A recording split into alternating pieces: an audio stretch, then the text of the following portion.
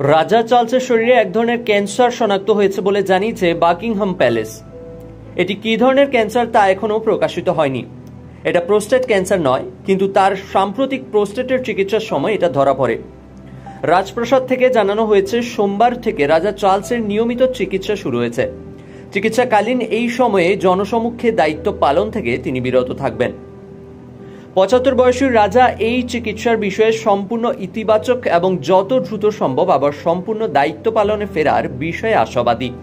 Cancer কোন পর্যায়ে বা এর প্রক্রিয়া সম্পর্কে আর বিস্তারিত কিছু বলা হয়নি।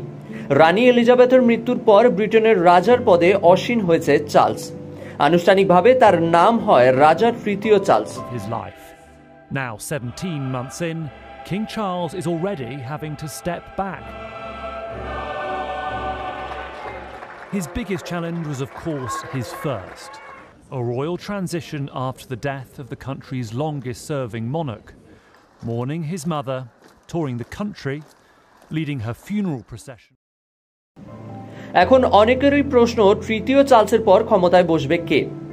তৃতীয় চার্লসের পর সিংহাসনের উত্তরাধিকারীর তালিকায় শীর্ষে রয়েছে প্রিন্স উইলিয়াম।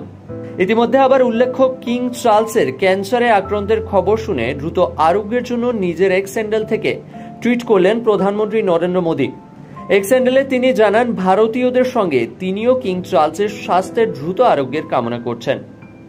তুহিন চক্রবর্তীর রিপোর্ট, ক্যালকলিং টিভি, কলকাতা।